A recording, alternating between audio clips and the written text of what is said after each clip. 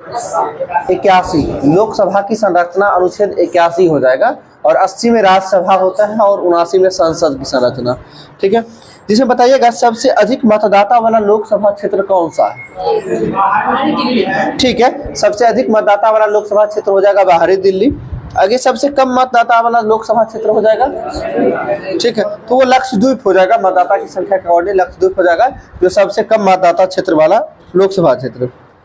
क्षेत्रफल की दृष्टि से सबसे बड़ा लोकसभा क्षेत्र कौन सा हो जाएगा? तो लद्दाख हो जाएगा। ठीक है, लद्दाख हो जाएगा सबसे बड़ा। और क्षेत्रफल की दृष्टि से सबसे छोटा लोकसभा क्षेत्र तो चांदनी चौक जो कि दिल्ली में पड़ता है। ठीक है, अब बताइए लोकसभा की संस्था के लिए जो है अनिवार्य होना चाहिए उसके सदस्य की आयु कम से कम कितना वर्ष? 25 वर्ष। लोकसभा का सदस्य का न्यूनतम आयु 25 वर्ष होना चाहिए। ठीक है, राज्यसभा का 30 वर्ष और विधान परिषद का 30 वर्ष होगा। विधान परिषद 30, विधानसभा बोलेंगे तो 25, विधानसभा 25। यानी लोकसभा इक्वल टू विधानसभा होता है और राज्यसभा इक्वल टू विधान परिषद होता है। ठीक है, आगे बताइएगा उत्तर प्रदेश में जो है लोकसभा सीटों की संख्या कितना है? हाँ, उत्तर प्रदेश में लोकसभा सीट की संख्या 80 हो जाएगा। और उत्तर प्रदेश में राज्यसभा बताइएगा 31 हो जाएगा। 80 31 यानी 80 लोकसभा है, 31 राज्यसभा हो जाएगा। ठीक है, और विधानसभा की बात करें तो 403 हो जाएगा। हाँ, 403 हो जाएगा। ठीक है, विधान परिषद उत्तर प्रदेश में जो है 100 हो जाएगा। बिल्कुल सही है। आगे बताइएगा महाराष्ट्र में लोकसभा सीटों की संख्या। महाराष्ट्र में लोकसभा 48 होगा ना, ठीक तो है। महाराष्ट्र में लोकसभा सीटों की संख्या 48 हो जाएगा। और राज्यसभा सीट की संख्या महाराष्ट्र में लोकसभा सीट की राज्यसभा सीट की संख्या महाराष्ट्र में 18 हो जाएगा लोकसभा और 48 राज्यसभा है। ठीक है, एक बार चेक कर लीजिएगा। तो 48 लोकसभा है, राज्यसभा सीट की संख्या 18 है। एक बार चेक करके बताइएगा थोड़ा सा। बिहार में बताइएगा लोकसभा 40, राज्यसभा 16 और विधान परिषद बोल रहे हैं तो 75। विधान परिषद 75 और विधान सभा की बात करें तो 243 होगा। बिहार का चारों याद रखिएगा, लोकसभा 40, राज्यसभा 16 और विधान सभा 243 और विधान परिषद 75 हो जाएगा। और बिहार के साथ साथ कर्नाटक का भी विधान परिषद सीटों की संख्या है 75 ही है। कर्नाटक में लोकसभा बताइएगा 28, कर्नाटक में लोकसभा 28, राज्यसभा सीटों की संख्या 12 हो जाएगा। कर्नाटक 28 12 हो जाएगा और विधान परिषद उसमें कर्नाटक में 75 है। केरल में बताइएगा लोकसभा सीटों की संख्या 20 हो जाएगा और राज्यसभा 9 हो जाएगा केरल में। ठीक है, उड़ीसा में बताइएगा लोकसभा सीटों की संख्या। उड़ीसा में लोकसभा 21 हो जाएगा, 21 और राज्यसभा 10 होगा। ठीक, राज्यसभा बता दें। राजस्थान की बात करें तो राजस्थान में लोकसभा सीटों की संख्या 25 और राज्यसभा की बात करें तो 25-10 होता है। ठीक है, गुजरात की यदि बात करें तो 26 हो जाएगा लोकसभा की यह संख्या और राज्यसभा का 11 हो जाएगा। देखिए ये सब जो है ना याद करना पड़ेगा। थोड़ा स्टार्टिंग में लग रहा होगा, बहुत कंफ्यूजन होता है इसमें। ठीक है, तो 2-4 एक राज्य को टारगेट करिएगा, जो है ना 2-3 राज्य को पर डे करके करिएगा, 1 सप्ताह में सारा फिनिश होगा। अब सोचिएगा एक ही बार हो जाए तो फिर जैसे का तैसे हो जाएगा। आगे बताइएगा आंध्र प्रदेश में लोकसभा सीटों की संख्या 25 हो जाएगा। सही है। आगे बताइए प्रधानमंत्री के परामर्श के आधार पर जो है राष्ट्रपति के द्वारा लोकसभा को जो है समय से पूर्व भंग किया जा सकता है या नहीं? समय से पूर्व जो है भंग किया जा सकता है। और अब तक ऐसा कितनी बार हुआ है? तो अब तक ऐसा 8 बार हुआ है। ठीक है, जो कि इसमें भी ध्यान रखिएगा 70, 77, 79 के बाद हो जाएगा 84, फिर 89, 91, 97, 99। यानी ऑप्शन के अकॉर्डिंग हम चले तो 70 से लेके, सुन लीजिए, 70 से लेके 99 तक में जाते हैं। इसी में बीच में 8 बार है तो 70 के साथ एक चल जाएगा 77, 2 साल बाद 79, 79 के बाद हो जाएगा 84, 89, 91, 97, 99। ठीक है, ये पूछा नहीं गया अभी तक, लेकिन ये इंपॉर्टेंट बनता है कि अब तक कितनी बार समय से पूर्व लोकसभा को भंग किया गया है। तो 8 बार हो जाएगा।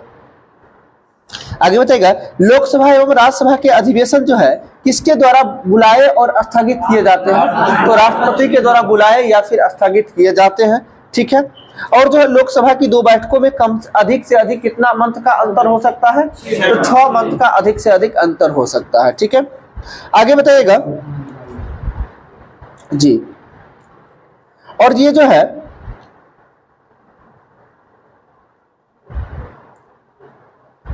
कोई भी व्यक्ति जो है संसद के सत्र में बिना परामर्श का कितना दिन अधिक से अधिक जो है अब्सेंट रह सकता है?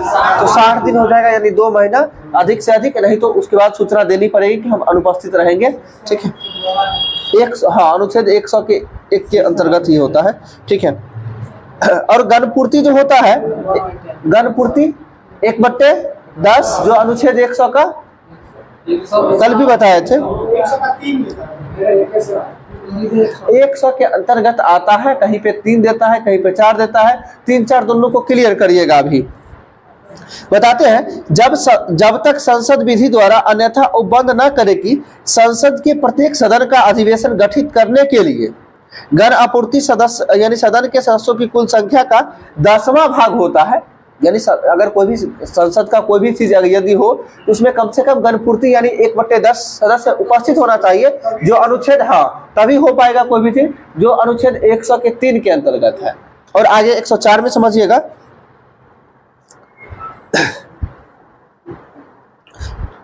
और इसके अथवा में जो है उस रूप में कार्य करने वाले व्यक्ति यह का कर्तव्य होगा कि वह सदन को स्थगित कर दे या अधिवेशन को तब तक के लिए निलंबित कर दे जब तक गण आपूर्ति नहीं होता है। ठीक है, ये अनुच्छेद 100 के 4 में कहा गया, यानी 100 के 3 और 4 दोनों एक ही बात को रिलेट करता है। 100 के 3 में ये कहा गया कि गण आपूर्ति जब तक नहीं होगा यानी तब तक कोई कार्रवाई नहीं होगी, वो 100 के 3 के तहत। ठीक है, और गणपूर्ति के लिए वेट करना पड़ेगा, जब तक नहीं होगा यानी जब तक नहीं होगा गणपूर्ति तब तक कार्रवाई आगे नहीं बढ़ाया जाएगा, यानी इसका वेट करना है तो उसके 100 के 4 के अंतर्गत है। ठीक है, इसीलिए सीधा सीधा हम बोले थे कि 100 याद रखिएगा, कोई कंफ्यूजन नहीं है, ऑप्शन में आप कर लीजिएगा ऑप्शन के अकॉर्डिंग। आगे जो है 1/10 भाग यानी कम से कम कितना सदस्य होना चाहिए? 55 होना चाहिए। 550 अधिकतम है तो 55 सदस्य कम से कम होना चाहिए। क्या हुआ? दोनों बुक 2 टाइप से दिया हुआ, अलग अलग यही पॉइंट पहले कल वाले बुक में पहले दिया हुआ था। चलिए आगे बताइएगा,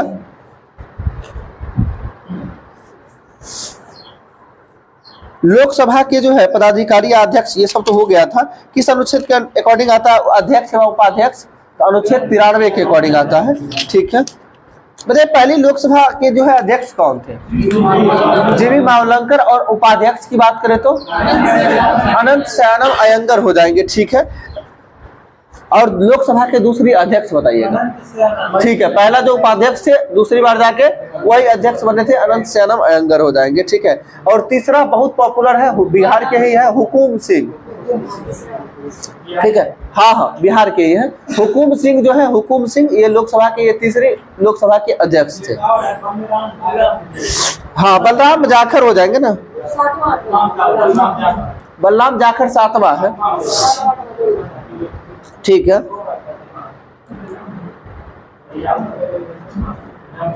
बलिराम भगत की बात करिए 5वां हो जाएंगे। 5वां बलिराम भगत, ये बीआरबी कॉलेज वाले जो है बलिराम भगत जी हैं, यही थे 5वें लोकसभा के अध्यक्ष, और 7वां में बलराम जाखर है। क्या हुआ? समस्तीपुर के ही। आगे बताइएगा, वर्तमान लोकसभा के अध्यक्ष ओम बिरला, इससे पहले 16वां का कौन था? ठीक है, सुमित्रा महाजन थी। ठीक है, सुमित्रा महाजन, और 15वीं का मीरा कुमार, प्रथम महिला लोकसभा अध्यक्ष। महिला में मीरा कुमार, प्रथम महिला लोकसभा अध्यक्ष मीरा कुमार ही होंगे। ठीक है, आगे बताइएगा, संसद व राष्ट्रपति के मध्य जो है होने वाला पत्र व्यवहार करना तथा कोई विधेयक धन विधेयक है या नहीं, इसका फैसला, इसका निर्णय कौन करता है? लोकसभा का अध्यक्ष। इस बात को हम कल की क्लास में ही बताए थे कि लोकसभा अध्यक्ष का ही ये काम होता है कि कोई भी विधेयक धन विधेयक है या नहीं, या फिर किसी भी व्यक्ति के लाभ के पद का निर्धारण जो है वो लोकसभा अध्यक्ष के द्वारा ही किया जाता है। आगे बताइएगा, और जो है कितना सांसद वाला जो है दल जो है लोकसभा विपक्षी दल होने का दावा कर सकता है?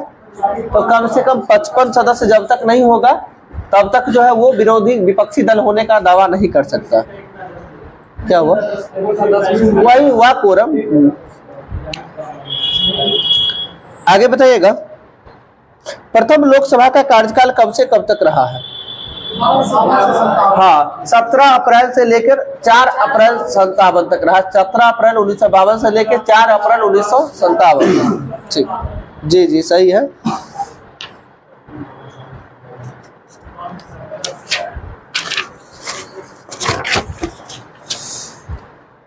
आगे बताइएगा, संसद में जो है स्थगन प्रस्ताव को जो है कौन रख सकता है?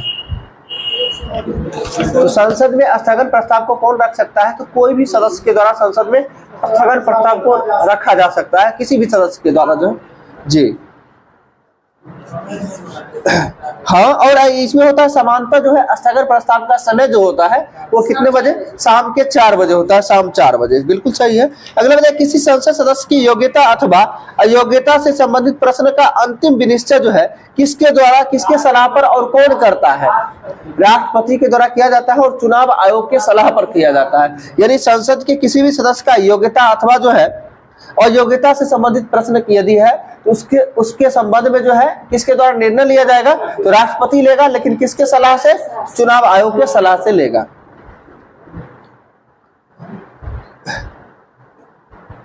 और उस समय जो बोल रहे थे संसद सदस्य के जो यानी संसद सदन में जो है सदस्य कितने दिन तक अनुपस्थित रह सकता है? 60 दिन तक। और ये अनुच्छेद 101 के 4 में कहा गया है। अनुच्छेद 101 का 4 में एक बताए थे उसमें। क्या हुआ? 101 बताए थे। उस 100 का एक नहीं, वो कोरम की बात हम कर रहे थे।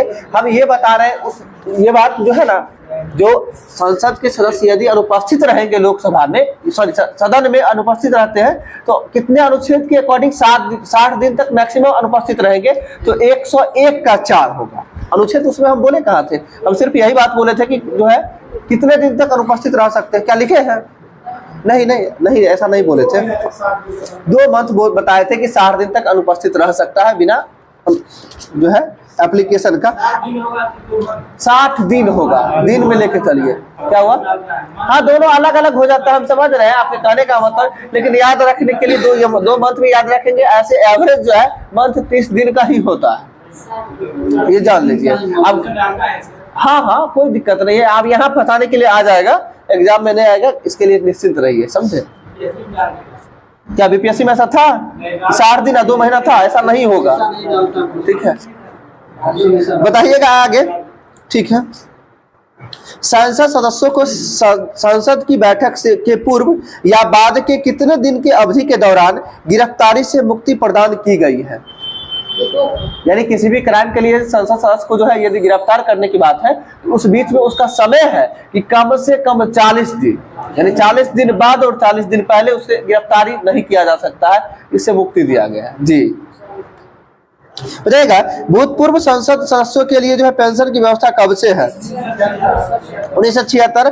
और ऐसे गिरफ्तारी में भी जो होता है एक ऐसा स्थिति आता है जो उस स्थिति में जो है वो भी काम नहीं करता है। तो जब निवारक निरोध के अधिनियम जो यानी निवारक निरोध जब लागू रहता है उस स्थिति में जो है उसका गिरफ्तारी काम नहीं करता है, उस स्थिति में उसे गिरफ्तार किया जा सकता है, ठीक है।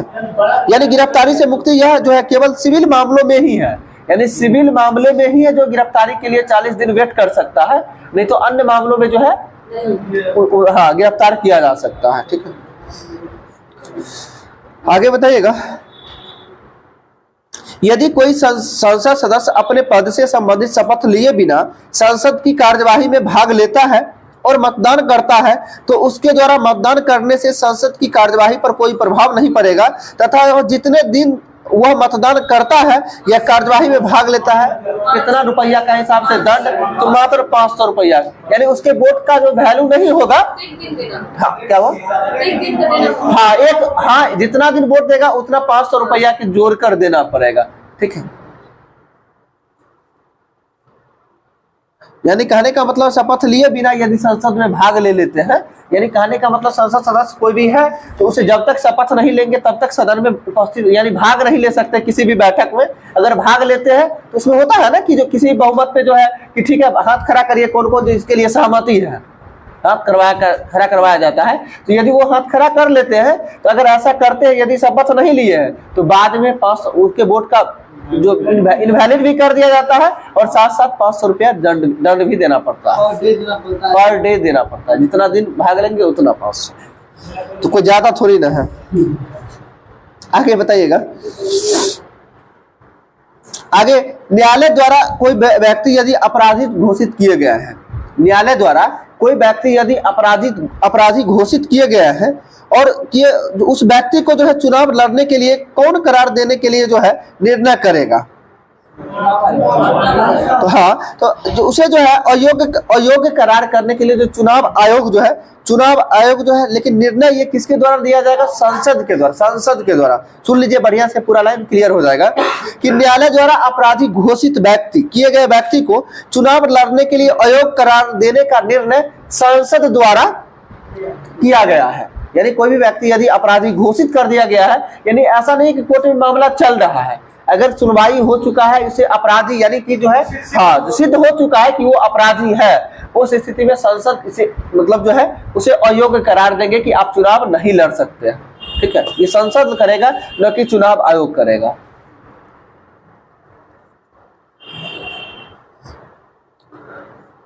और ये दिया भी गया है कि संसद के द्वारा जो है पारित जन प्रतिनिधित्व अधिनियम 1951 की धारा 8 के 3 के तहत ये चीज है। ठीक है,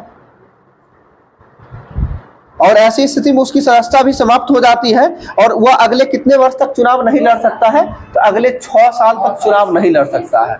जैसे कि अभी हाल ही फिलहाल में हुआ है, राम बालक सिंह जी विधायक जी, अगर कहा गया है अगले 6 मंथ तक, अभी सिद्ध नहीं हो पाया है, लेकिन उम्मीद है कि अगले 6 वर्ष तक यानी अगले अब चुनाव नहीं लड़ सकते हैं। ठीक है, क्या हुआ?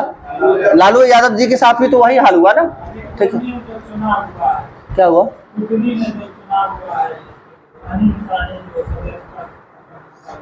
हाँ, एक जगह हुआ। कुडनी कहाँ पड़ता है? ये कुडनी कहाँ पड़ता है? मुजफ्फरपुर पड़ता है। हाल फिलहाल मुजफ्फरपुर में चुनाव हुआ है, नहीं पता है। आगे बताइएगा। भारत का महान्यायवादी किस आर्टिकल के अकॉर्डिंग होता है? अनुच्छेद 76 में होता है। ठीक है, और जो है महान्यायवादी जो है ये भारत सरकार का सर्वप्रथम जो है विधि अधिकारी होता है। भारत सरकार का विधि अधिकारी महान्यायवादी होता है और राज्य सरकार का विधि अधिकारी कौन होता है? महाधिवक्ता। और महाधिवक्ता किस अनुच्छेद में? 165 में। यानी ये जो है 76 में 89 जोड़ते हैं, 165 होता है। सही है, 76 89। और आगे बताइएगा, जो महान्यायवादी जो होते हैं वो संसद का सदस्य होता है, यानी जो महान्यायवादी जो होता है वो संसद का न ही सदस्य होता है, न ही सदस्य यानी मंत्रिमंडल का सदस्य होता है, लेकिन वह किसी भी सदन में जो है बैठक में भाग ले सकता है। ठीक है, और उस स्थिति पे बोल भी सकता है, और ऐसा जो है उसे मत देने का अधिकार लेकिन नहीं है, मत नहीं दे सकता है, लेकिन बोलने का अधिकार और भाग लेने का अधिकार जो है किस अनुच्छेद के अकॉर्डिंग? अनुच्छेद 88 के अकॉर्डिंग जो है। ठीक है, कि महान्यायवादी जो है संसद के अधिवेशनों में बैठ सकता है, बोल सकता है, लेकिन मत नहीं दे सकता है। हाँ, उस पर बहस कर सकता है। ठीक है, लेकिन वोट नहीं दे सकता है। आगे बताइएगा। महान्यायवादी जो है ये किसकी नियुक्ति के अकॉर्डिंग जो है यानी अपना पद धारण करता है? राष्ट्रपति के प्रसाद पर्यंत अपना पद धारण करता है। सही। कल एक लोकपाल वाला क्वेश्चन था ना, लोकपाल का 570 होना चाहिए। ठीक है, 670 बोला गया था ना। हाँ, 670 लगा था ना, कोई कल बोल दिए थे 670, लेकिन 570 उसका सही आंसर होना चाहिए। क्या है? हाँ, एक जो कौन वाला? बजट वाला, यानी वार्षिक वित्तीय विवरण। हाँ, बजट का बस बजट पर बहस करने का अधिकार 1892।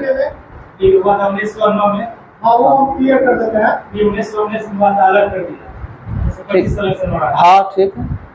अब देखिए इसमें 2-3 स्थिति क्रिएट होता है, लेकिन जान लीजिए 1892 सही होगा। बजट पर बहस करने की शक्ति है ना, भारतीय विधान परिषद को 1892 मिला है। बजट पर मतदान करने की शक्ति 1909 में मिला। ठीक है, बजट पर मतदान करने क्या हुआ? 1919 से बजट को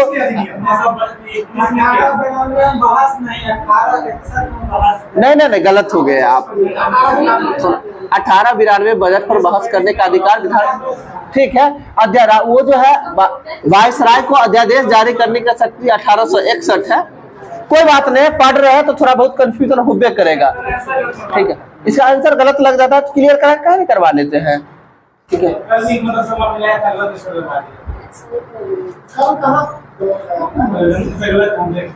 अच्छा कोई बात नहीं, सुनिए एक दो प्रश्न के लेके यदि चलते हैं यहाँ पर। बीपीएससी आयोग जो है, सीधी सी बात है कि हर बार हर एग्जाम में 5 से 7 क्वेश्चन आंसर गलत लगता ही है।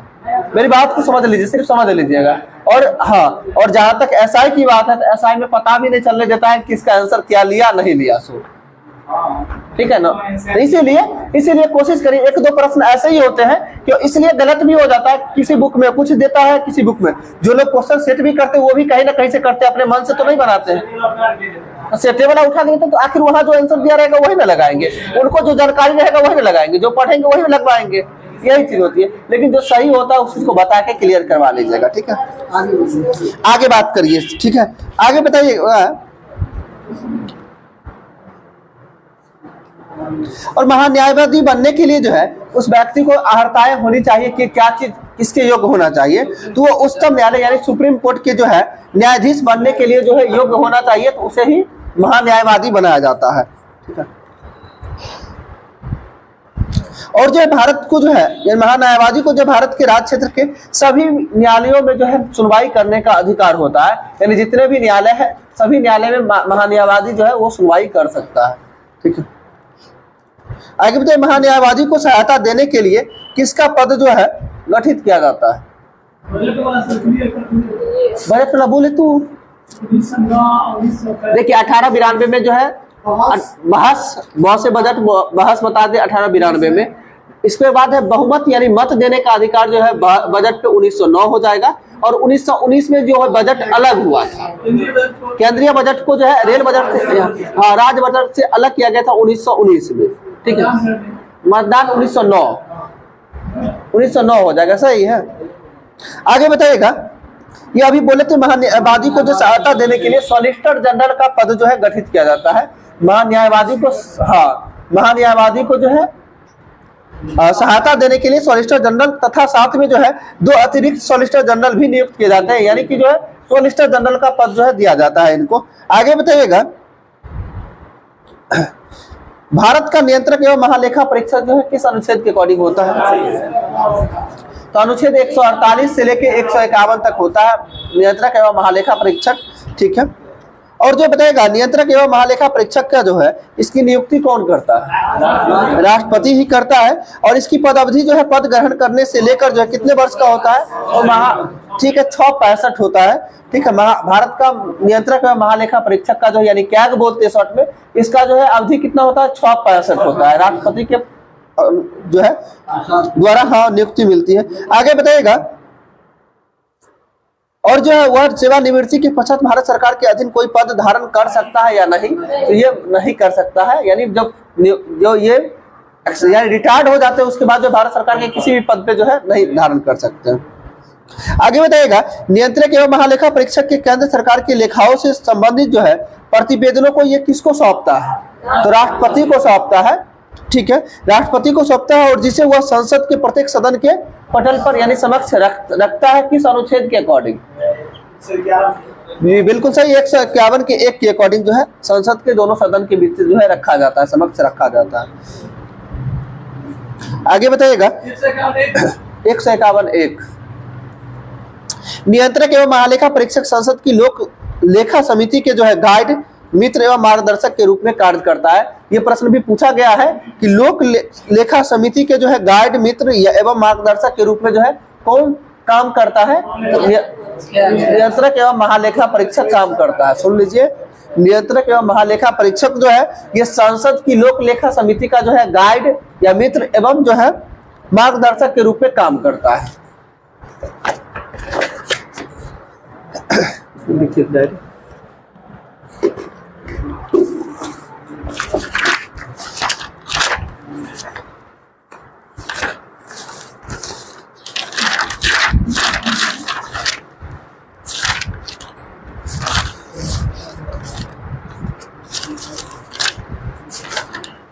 बताते हैं, 1 मिनट रुकिएगा।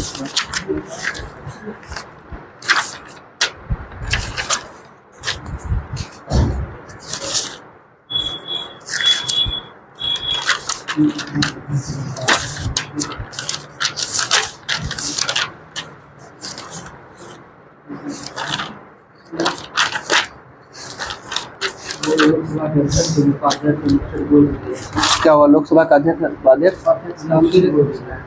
93। आगे बताइएगा प्राक्कलन समिति जो होता है, प्राक्कलन समिति का गठन कब हुआ था? सही है, गठन 1950 में हुआ था। और प्राक्कलन समिति का गठन का विचार जो है कब लाया गया यानी दिया गया था? तो 1938 हो जाएगा।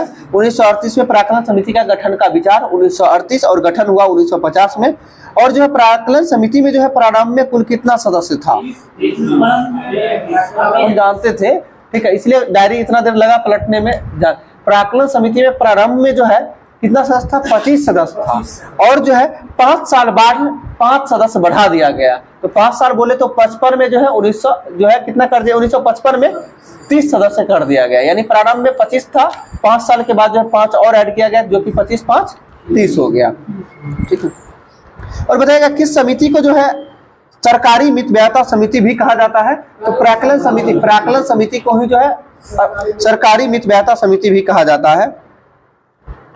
और इसका काम क्या होता है? तो जो सरकारी अपव्यय को रोकने के लिए सिफारिश करता है, यानी जो एक्स्ट्रा व्यय होता है सरकार का, उसको रोकने का काम जो है कौन समिति करता है? प्राक्कलन समिति करता है।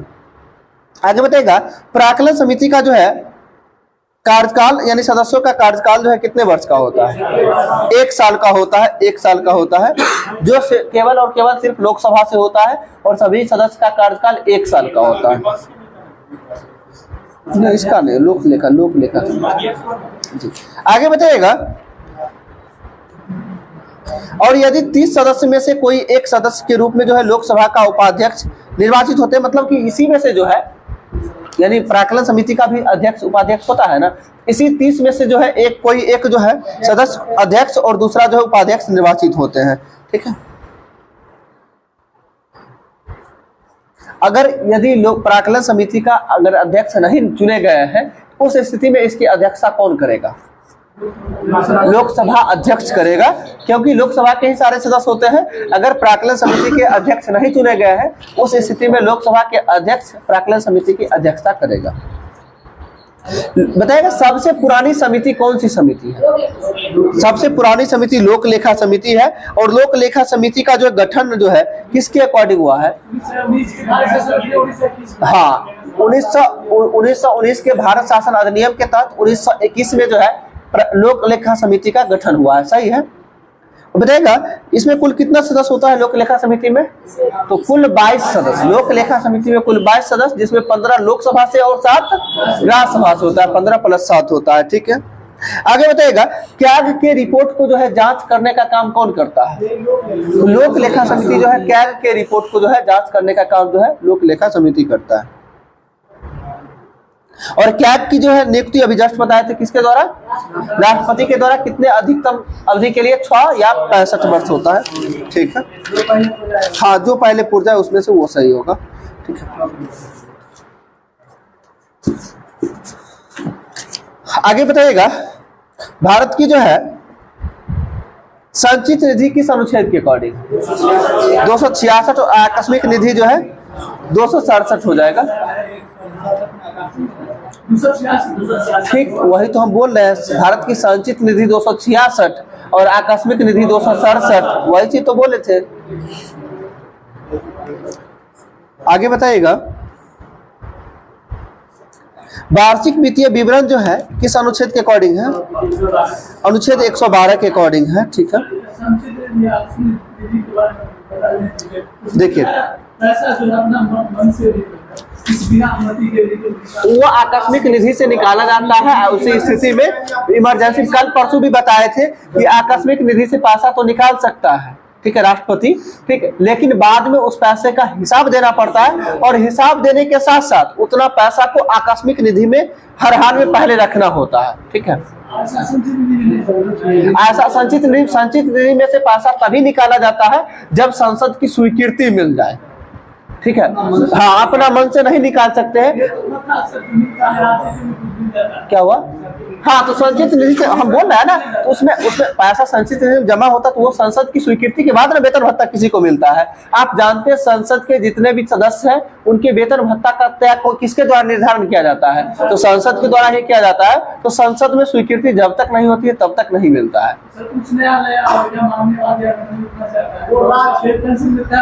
हाँ पेंशन राज्य के संचित निधि से हो जाता है। जैसे कि उच्च न्यायालय की बात करते हैं तो उच्च न्यायालय हो गया, उच्च न्यायालय राज्य सरकार के लिए काम करता है। सैलरी तो केंद्र सरकार देगा क्योंकि केंद्र सरकार का प्रतिनिधि के रूप में भी काम करता है, लेकिन वेतन भत्ता यहाँ से मिलता है।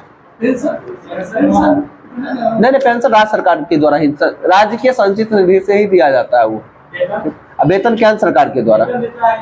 हम बता क्लियर, हम बता वेतन जितना बोलिएगा हम बता देंगे, आगे परेशान नहीं होइए, जितना बोलिएगा उतना दिक्कत होगा, ठीक है। देखिए अच्छा सुनिए पहले ध्यान से, भारत सरकार को प्राप्त सभी राजस्व जो होते हैं, सुन लीजिएगा, भारत सरकार को जो जितने भी सभी प्रकार के राजस्व जो प्राप्त होते हैं वो कहाँ जमा होता है? तो वो संचित निधि में जमा होता है। और जितना टैक्स है वही टैक्स है ना, सभी को फिर सैलरी मिलता है। तो उसके तहत जैसे कि आयकर हो गया, निगम कर हो गया, या सीमा शुल्क, उत्पादन, ट्रेजरी बिल, जितने भी प्रकार के टैक्स जो वसूला जाता है वो सभी किस में जमा होते हैं? संचित निधि में जमा होते हैं। और उसके बाद जो है भारत की संचित निधि में से जो कोई धनराशि संसद द्वारा विनियोग विधेयक पारित करने के बाद जो है निकाला जाता है, ठीक है, के पश्चात निकाला जाता है, जो कि अनुच्छेद 114, अगर विनियोग विधेयक नहीं पारित होता है तो उस स्थिति में पैसा नहीं निकलेगा संचित निधि से, जो अनुच्छेद 114 में ही कहा गया है यही बात। फिर आगे है कि विनियोग विधेयक को जो है हर हाल में नए वित्तीय वर्ष के प्रारंभ में यानी 1 अप्रैल से पहले पारित करनी होती है, ठीक है, यानी नए जो वित्तीय वर्ष जो प्रारंभ होती है 1 अप्रैल से, उससे पहले जो है उस विनियोग विधेयक को पारित करना होता है। और जो है लेकिन कभी कभी ऐसा होता है, ऐसी स्थिति आ जाती है जब जो है बजट प्रक्रिया 1 अप्रैल से पहले ही संपन्न नहीं हो पाती है। इसके लिए जब तक बजट प्रक्रिया पूरी नहीं हो जाती है उस दौरान व्यय के लिए लेखानुदान पारित कर धन की व्यवस्था की जाती है। तो उस समय तक जो है लेखानुदान यानी लिखित रूप से जो है पारित करके, यानी संसद सदस्य के द्वारा पारित करके धन की व्यवस्था की जाती है। लेकिन आप जानते हैं जिसमें बजट जो आने वाला रहता है, बोलते हैं ना कि मार्च क्लोजिंग है, ठीक है, उस स्थिति में पैसा को देखते हैं क्या स्थिति हो जाती है। हर स्थिति के सभी के पास जो है वो स्थिति इसलिए आती है क्योंकि उस स्थिति में पैसा जो है संचित निधि से नहीं निकाला जा सकता है, और जो है इधर मतलब लिखित रूप से जो है उस चीज को प्राप्त करके यानी संसद से स्वीकृति लेकर के धन की व्यवस्था की जाती है वो स्थिति में। लेकिन विनियोग विधेयक हर हाल में पारित हो जाएगा, जब तक पारित नहीं होगा तब तक संचित निधि से धन नहीं निकलेगा। और आकस्मिक निधि से तो समझ ही रहे हैं, वो विपरीत परिस्थिति में कभी भी राष्ट्रपति निकाल सकते हैं पैसा, बाद में देना पड़ेगा उतना। आगे बताइएगा आकस्मिक निधि जो कि अनुच्छेद कितना के तहत है? 267 के तहत है। बताइएगा आकस्मिक निधि जो है यह कब से स्टार्ट हुआ है? सुन लीजिए, भारत की आकस्मिकता अधिनियम 1950 के द्वारा जो है गठित किया गया है ये आकस्मिक निधि। कब? तो 1950 के द्वारा आकस्मिकता निधि 1950 के द्वारा गठित की गई थी आकस्मिक निधि जी। और यह निधि जो है कार्यपालिका के व्यावधान होती है, ठीक है। 1950 1950 भारत की जो है आकस्मिकता अधिनियम 1950 के अंतर्गत हो जाएगा। आगे बताइएगा संविधान संशोधन जो है किस आर्टिकल में है? अनुच्छेद 368 हो जाएगा। और बताइए संसद के साधारण बहुमत द्वारा जो है पारित विधेयक को जो है किसकी स्वीकृति मिलने पर कानून बन जाती है? तो राष्ट्रपति का स्वीकृति यदि मिल जाएगा, यानी कहने का मतलब संसद से जो है साधारण बहुमत से जो यदि पारित किया गया कोई विधेयक है, यदि राष्ट्रपति उस पर सहमति जाहिर कर देते हैं तो वो कानून बन जाता है। आगे बताइएगा अगर 368 में संशोधन अभी हम तो वही चीज तो बोल रहे हैं, बताते हैं। हाँ इसमें जो है अनुच्छेद 13 और अनुच्छेद 368 नहीं एक कुछ कोई केमा संविधान संशोधन के तहत था, कोई संविधान संशोधन के, हाँ इसमें 24वां संविधान संशोधन हो जाएगा, 24वां संविधान संशोधन। हाँ हाँ, इसमें भी संशोधन किया गया था, वो 24 तब ना, उसी के तहत मौलिक अधिकारों में जो परिवर्तन हुआ था वो 24वां संविधान संशोधन के द्वारा हुआ था। अनुच्छेद 13 जो मौलिक अधिकार को अल्पीकरण करने की विधि जो है, अनुच्छेद 13 में है ना, मौलिक अधिकारों को अल्पीकरण करने की विधि, वो 13 में है। आगे बताइएगा, संविधान में संशोधन जो होता है, यानी संविधान में संशोधन होता है कुल कितने पर के आधार पे होता है? 3 आधार पे होता है। एक तो पहला साधारण विधि के द्वारा, यानी साधारण बहुमत के द्वारा, दूसरा विशेष बहुमत के द्वारा संशोधन, और तीसरा की बात करें तो संसद के विशेष बहुमत एवं राज्य विधानमंडलों की स्वीकृति से जो संशोधन होती है, यानी 3 तरह से जो है संशोधन हो सकता है।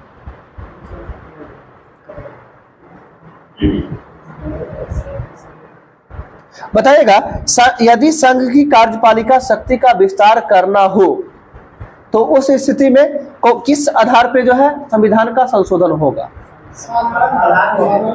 साधारण बहुमत नहीं होगा, विशेष भी नहीं होगा, ये संसद के विशेष बहुमत के साथ साथ राज्य विधानमंडलों की स्वीकृति से संशोधन होगा।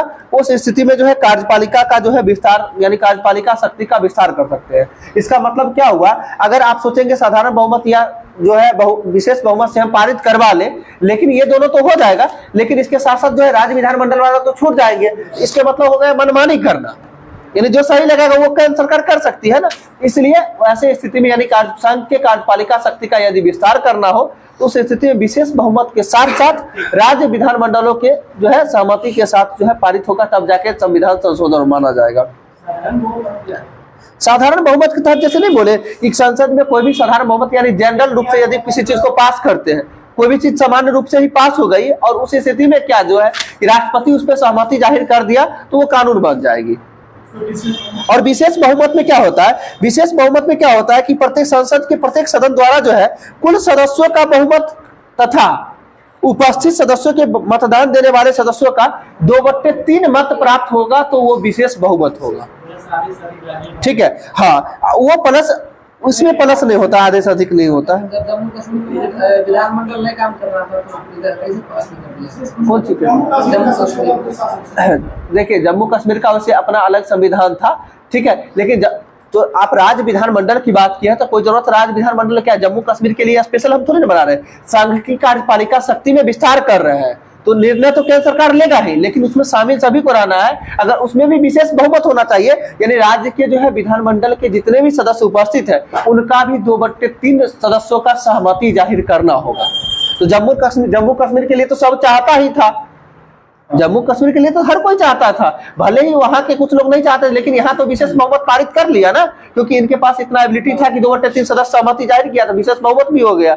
उस स्थिति में कार्यपालिका शक्ति का जम्मू कश्मीर वाले नहीं, वहां से एक संविधान सभा क्रिएट की गई, ठीक है, और उसके बाद जो है वो संशोधन बहुत लंबा संशोधन क्या हुआ, बहुत लंबा संशोधन है उसको। देखिए, हम एक चीज आपको बताते हैं, आप तैयारी यदि कर रहे हैं जहाँ पे क्वेश्चन क्रिएट होता है कोशिश करिए उस चीज पे, नहीं तो विद्वान बनने के लिए बहुत चीज पढ़ा हुआ है। आप कितना पढ़ लीजिएगा ना इंडियन पॉलिटी, संविधान पूरा पढ़ लीजिएगा, कहीं कंप्लीट नहीं होगा। डेली नया चीज आते जा रहा है, डेली नया चीज, ठीक है, कुछ ना कुछ आप जितना पढ़िएगा उतना कंफ्यूजन होगा।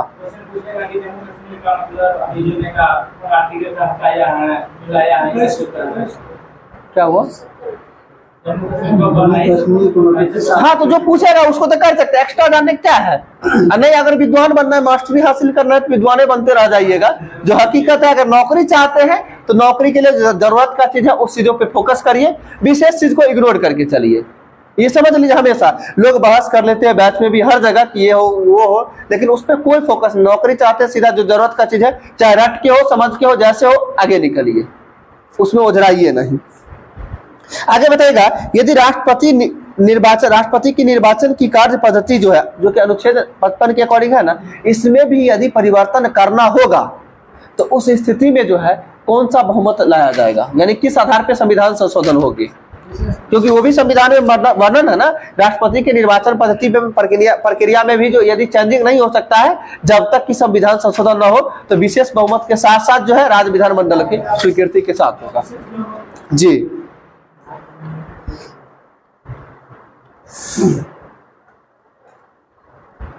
आगे बताइएगा, संविधान संशोधन विधेयक जो है किस सदन में लाया जा सकता है?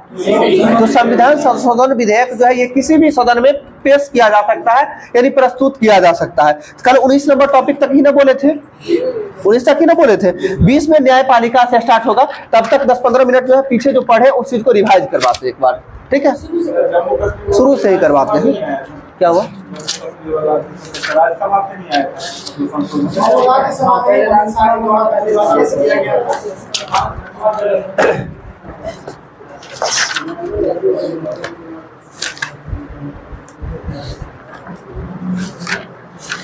सामान्य विद्यार्थी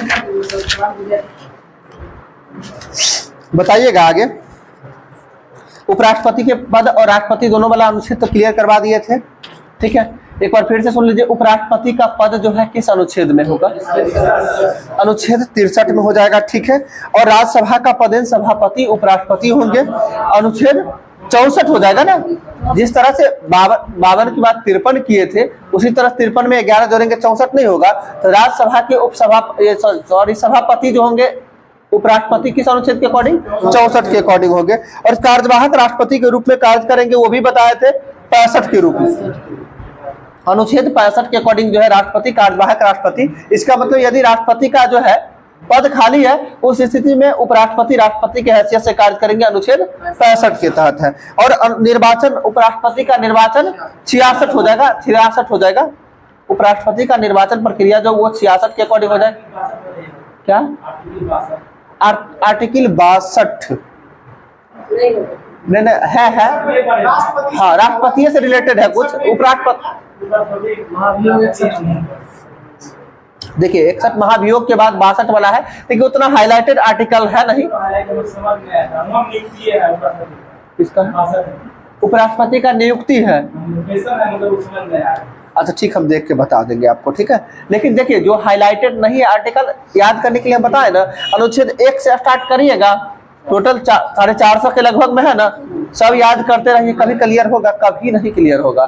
चीजों को कोशिश करिए, जो जरूरत का चीज है उस चीज पे फोकस करिए, ठीक है। आगे जो ये बताए कार्यकाल जो है किस अनुच्छेद के अकॉर्डिंग होता है? 67 में बताए थे, 56-11 67, यानी 67 में कार्यकाल हो जाएगा। और 68 में क्या होगा? तो चुनाव का समय होता है। उपराष्ट्रपति के चुनाव का समय जो है अनुच्छेद 68 के तहत होता है। और उपराष्ट्रपति का शपथ बहुत इंपॉर्टेंट आर्टिकल है, बताइए। 69 हो जाएगा, सही है। और उपराष्ट्रपति का चुनाव शपथ जो है आर्टिकल 69 उपराष्ट्रपति का 69 सही तो है। उपराष्ट्रपति का शपथ 69 सही है। आगे बताइएगा। 62 है, राष्ट्रपति का कार्यालय में जो सदस्य की नियुक्ति होगी उसको भरने के बारे में आर्टिकल 62 में बताया गया। राष्ट्रपति कार्यालय में जो भी नियुक्ति होगी उसको भरने के बारे में 62 आर्टिकल 62 मर जाएगा ना।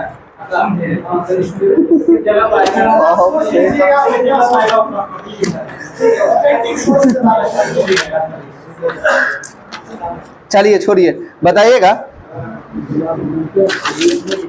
ईसाई पादरियों का, हाँ थोड़ा सा ज्यादा बहस हो जाता है, इतना नहीं करना है। भारत में जो है ईसाई पादरियों का आगमन किस एक्ट के तहत है?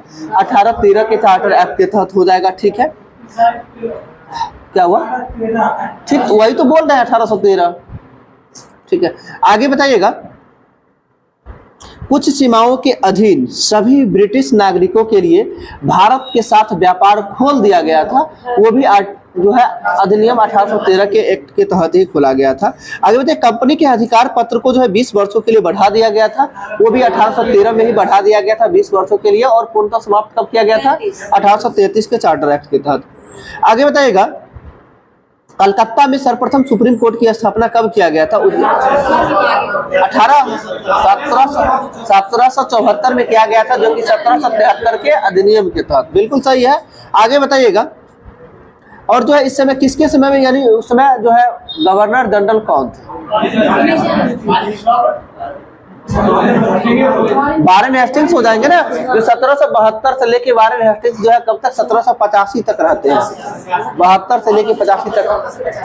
हाँ मतलब देखिए सीधा सीधा हम कहा ना याद रखेंगे, बढ़िया से इसको समझ ले, 72 से 85 तक रहे हैं, जिसमें 72 के बाद एक साल बाद 73 का रेगुलेटिंग एक्ट आता है। उसके बाद 74 से जो है 73 के एक्ट के तहत बंगाल के गवर्नर का नाम बदलकर बंगाल का गवर्नर जनरल कर दिया जाता है। तो उस स्थिति में बंगाल के गवर्नर जनरल के रूप में 74 से लेके 85 तक रहे हैं, लेकिन बंगाल के गवर्नर के रूप में 72 से लेके 74 तक रहे। तो पूरा कार्यकाल बोलेंगे 72 से लेके 85 तक हो जाएगा।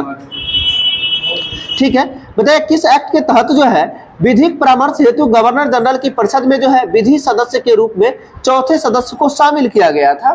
ये 1833 का चार्टर एक्ट होगा, मिक्स करके जान के पूछ रहे हैं। 1833 के चार्टर एक्ट के तहत जो है, अब विधि आयोग का सुने है ना, विधि आयोग का गठन जो 1834 में किया गया था ना, मैकाले की अध्यक्षता में 1834 में, कहीं कहीं 35 भी देता है। ठीक है, तो वो वही हो जाएगा 1833 के एक्ट के तहत ही होगा। आगे बताएगा गवर्नर जनरल की परिषद को राजस्व के संबंध में पूर्ण अधिकार प्रदान करते हुए गवर्नर जनरल को संपूर्ण देश के लिए एक ही बजट तैयार करने का अधिकार कब दिया गया था। अब समझ लीजिए, ये 1833 के चार्टर एक्ट के तहत ही दिया गया था कि संपूर्ण देश के लिए जो है एक ही बजट तैयार करने का अधिकार। तो बजट तैयार करने का अधिकार 1833 के एक्ट के तहत दिया गया, लेकिन बजट पर बहस करने की बात तो 92। ठीक है जी, पहले बहस नहीं कर सकते, जैसे अभी बहस कर रहे हैं, अधिकार है तो कर रहे हैं, वो वही बात था वहां पर। ठीक है, हाँ बस वही चीज रहेगा। आगे बताइएगा भारत का शासन कंपनी से लेकर ब्रिटिश क्राउन के हाथों में सौंपा गया था कब। 1858 हो जाएगा, सही है। आगे बताइए भारतीय मामलों पर ब्रिटिश संसद का सीधा नियंत्रण स्थापित किया गया था कब। ये भी 1858 के ही तहत। ठीक है, आगे बताइएगा मुगल सम्राट के पद को समाप्त कब किया गया था। 1858 के तहत ही। और बोर्ड ऑफ डायरेक्टर्स और बोर्ड ऑफ कंट्रोलर 1858 के तहत ही समाप्त किया गया था, सही है। और भारत में जो है भारत में शासन संचालन के लिए ब्रिटिश मंत्रिमंडल में एक सदस्य के रूप में भारत के राज्य सचिव के रूप में कब नियुक्ति हुआ था। 1858 से ही हुआ है जी। और भारत के गवर्नर का नाम बदलकर भारत का वायसराय 1858 ही हो जाएगा। और प्रथम वायसराय बनने वाले व्यक्ति लॉर्ड कैनिंग हो जाएंगे। और अंतिम बताइएगा, अंतिम भारत का गवर्नर जनरल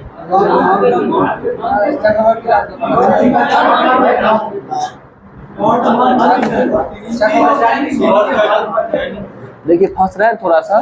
देखिए अभी जैसे कि बंगाल से फिर भारत का बंगाल के गवर्नर जनरल का नाम बदलकर भारत का गवर्नर जनरल कब कर दिया गया था। इतना कंफ्यूजन है आप लोग में। ठीक है, अच्छा आंसर अभी हम क्या क्वेश्चन पूछे फिर से कि जो बंगाल के गवर्नर जनरल का नाम बदलकर भारत का गवर्नर जनरल कब कर दिया गया। तो 1833 ना, क्योंकि भारत के गवर्नर जनरल बनने वाले प्रथम व्यक्ति लॉर्ड विलियम बेंटिक। ठीक है, लॉर्ड विलियम बेंटिक। और ये जो है बाद में भारत के गवर्नर जनरल का नाम बदलकर भारत का वायसराय किया गया था 1858 में। इसका मतलब भारत के जो है अंतिम गवर्नर जनरल की बात करें तथा प्रथम वायसराय तो लॉर्ड कैनिंग हो जाएगा। ठीक है, स्वतंत्र भारत के यानी अंतिम गवर्नर जनरल या फिर प्रथम गवर्नर जनरल की बात करें तो कौन हो जाएगा, लॉर्ड माउंटबेटन। ठीक है, स्वतंत्र भारत उसमें लगा हुआ रहेगा, ध्यान दीजिए बात को। ठीक है, स्वतंत्र भारत के प्रथम तथा अंतिम गवर्नर जनरल तो लॉर्ड माउंटबेटन ही बोलेंगे। और स्वतंत्र भारत के प्रथम या अंतिम भारतीय गवर्नर जनरल तो श्री राजगोपालचारी की। ठीक है,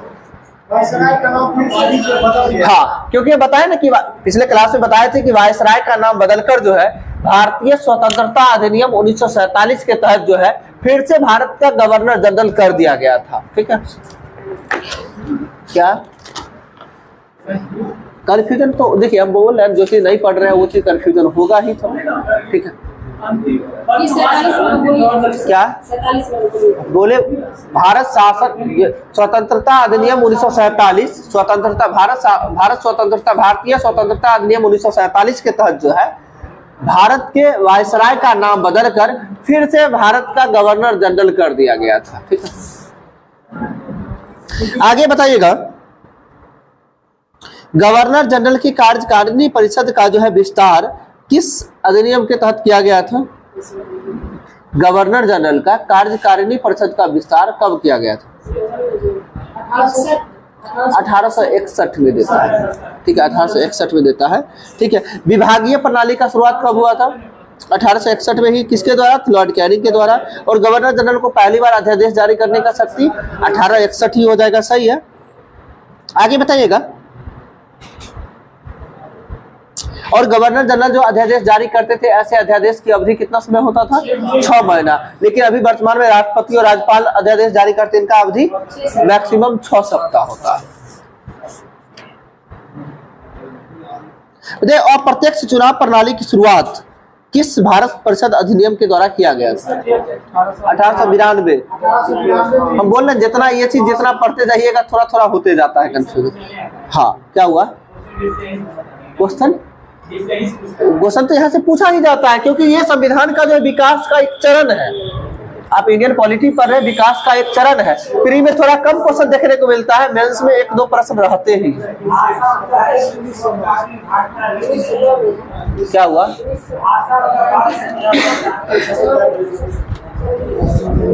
ठीक है, चलिए यहाँ तक ठीक। आगे बताइए, मॉन्टेग्यू छोड़ सुधार कब हुआ था? हाँ, महाभियोग का अध्यादेश न बोले हैं, अध्यादेश बोले हैं। अधिकतम जो है समय जो होता है अध्यादेश का 6 सप्ताह होता है, 6 सप्ताह होता है। लेकिन 1861 के अधिनियम के तहत जो है वायसराय को अध्यादेश जारी करने का शक्ति मिला था, उसका अधिकतम अवधि 6 महीना था। लेकिन वर्तमान में जो राष्ट्रपति को अध्यादेश जारी करने का शक्ति है, जो भारत शासन अधिनियम 1935 के तहत दिया गया है, उसका अवधि 6 सप्ताह है। और 6 सप्ताह के अंदर अंदर जो होता है संसद की स्वीकृति, यानी कानून उस चीज को बना लेना है। नहीं बना तो वो स्वतः समाप्त हो जाएगा।